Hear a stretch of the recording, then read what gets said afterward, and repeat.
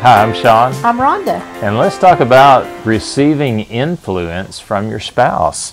So, from the research of Dr. John Gottman and his colleagues, it has been found consistently that marriages work to the extent the man accepts influence from and shares power with his wife. You know, they found that women normally will be more inclined to receive influence from their husbands. So the dynamic that we're talking about here is more about the husband receiving influence from his wife. This is what we really see that God intended when He said that He brought Eve to Adam, because He said, it's not good for man to be alone. You need somebody to help you. And that's what we're looking at.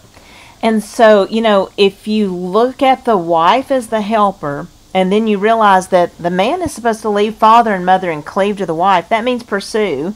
If he's supposed to pursue after his helper, doesn't that say something about receiving influence and sharing power? The way I look at it is when a woman marries a man, she's chosen who she will submit to. Yeah. And when they might not agree in decision making, he should make the call, but he should do so, and he should marry someone from which, for the rest of his life, he's going to pursue that help from.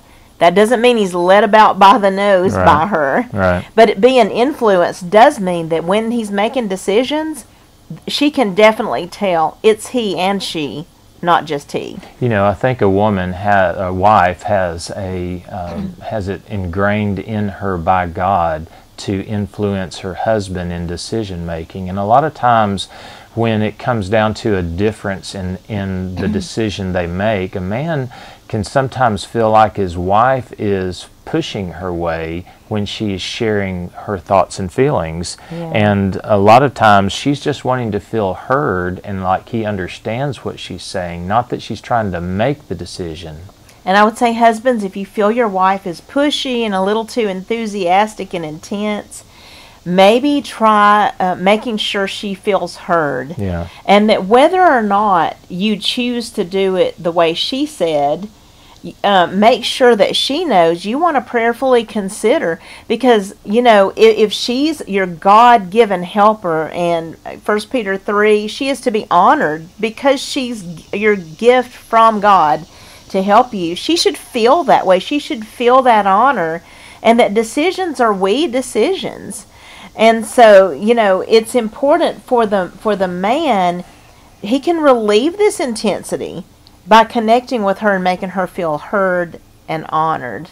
You know, God said the two shall be one, and that didn't mean that one of you was going to cease to exist and only one be seen. God put you both in the relationship with different viewpoints, and one viewpoint isn't better than the other. And what it is we have to learn how to appreciate what's different than ourselves and realize our spouse sees some things that we don't see, and that makes it more valuable because we don't see it. Because isn't it easy for me to think so highly of what I see and what I understand? But in the marriage, what we have to accept is God put a he and a she together. They're going just naturally to see it differently. Mm-hmm. And that other facet contained in my spouse is what I might be overlooking. And God meant in the marriage and in parenting for he and she to come together into one. Because we know that in the beginning, both what was feminine and masculine was all God. And God took out the feminine part and said, here's the help you need. I'm just going to package it right here for you so that it's all in one place, all of the stuff that is God. And so that which is feminine is not inferior to that which is masculine. It's both God, and it's both meant to come together into one.